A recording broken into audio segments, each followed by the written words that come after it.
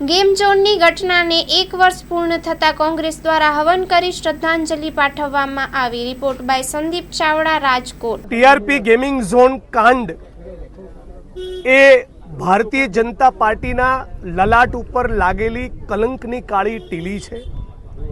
ભારતીય જનતા પાર્ટીના અતિ ભ્રષ્ટ નેતાઓ અને એમના પસંદીદા અધિકારીઓએ એકબીજાના મેળાપીપણામાં સંપૂર્ણ ગેરકાયદેસર રીતે આખો ટીઆરપી ગેમિંગ ઝોન ઊભો કર્યો અને ચલાવ્યો, અને એનું પરિણામ આવ્યું કે ગુજરાતના 26 નિર્દોષ નાગરિકો, બાળકો સહિત આપણે ગુમાવવા પડ્યા.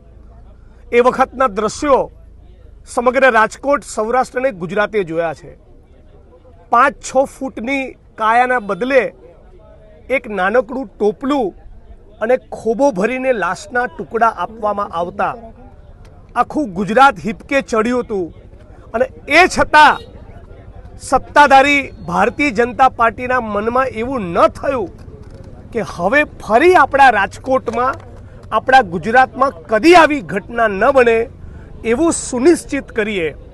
એના બદલે ઘટના બની એની તરત મને બરાબર યાદ છે, એફએસએલની ટીમ સ્થળ ઉપર પહોંચે, તપાસ શરૂ થાય એની પહેલાં કાટમાળનો મોટા ભાગનો હિસ્સો ત્યાંથી દૂર કરી દેવામાં આવ્યો. એટલે કે એક પ્રકારે ડિસ્ટ્રક્શન ઓફ એવિડન્સ, પુરાવાનો નાશ કરવામાં આવ્યો. જ્યારે પીડિતોના આંસુ લૂછવાનો સમય હતો, એમને એવી હૈયા ધારણ આપવાનો સમય હતો કે બહુ ખોટું થયું છે પણ તમે ચિંતા ન કરો, સરકાર તમારી સાથે છે, એ વખતે એમના માટે સહાનુભૂતિ બતાવવાને બદલે રાજ્યની સરકાર અને અહીંનું પોલીસ પ્રશાસન એ પુરાવાનો નાશ કરવામાં વ્યસ્ત હતું. એ પછી આપ સૌ જાણો છો એમ અમે 72 કલાકના ઉપવાસ કર્યા, પોલીસ કમિશનર કચેરીનો ઘેરાવ કર્યો, 28 દિવસ એક ધારા હું, પાલભાઈ, લાલજીભાઈ, કોંગ્રેસ પક્ષના બધા જ મિત્રો રાજકોટમાં ખૂબ લડ્યા. અને રાજકોટની જનતાએ એટલો બધો સહકાર આપ્યો, એટલી બધી સંવેદના બતાવી કે 31 વર્ષ બાદ પહેલી વખત રાજકોટ શહેર બંધ રહ્યું.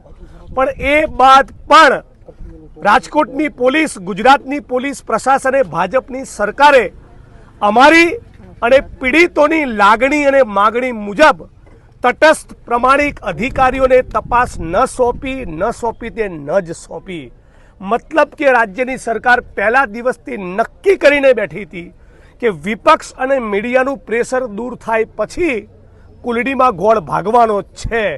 આ રાજ્યની સરકારનું પહેલા દિવસથી આયોજન હતું અને એનું પરિણામ છે આજે 1 વર્ષ બાદ ન પીડિતોને યોગ્ય વળતર મળ્યું છે, ન ન્યાય મળ્યો છે, ન ન્યાયની કોઈ આશા છે. અને એ બાદ ફરી ડીસાની અંદર બીજો ફેક્ટરીમાં બ્લાસ્ટ થયો અને એમાં 1 ડઝન જેટલા બીજા પરપ્રાંતીય મજૂરો મરી ગયા.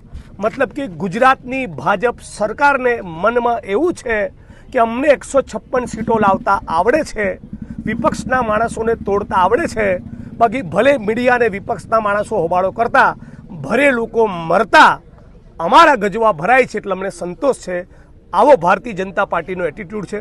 ફરી કહું છું, આ ઘટના અત્યંત દુઃખદાયી છે. આપણા ગુજરાતમાં આવી ઘટના કોઈ પણ સંજોગોમાં ન બનવી જોઈએ, પણ ભારતીય જનતા પાર્ટી સુધરવા બિલકુલ તૈયાર નથી. એ લોકો સંકલ્પ કરીને બેઠા છે, માણસો મરતા હોય તો મરે, બાકી અમે અમારા ગજવા ભરીશું.